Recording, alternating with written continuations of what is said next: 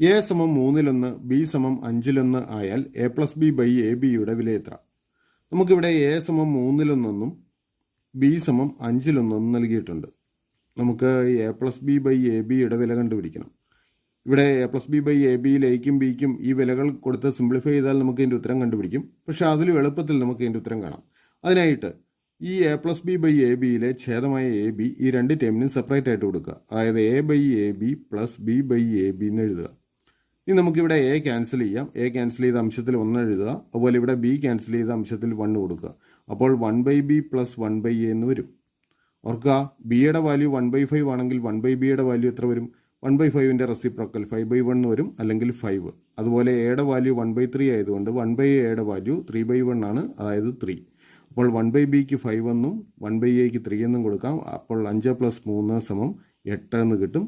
ശരി ഉത്തരം option B.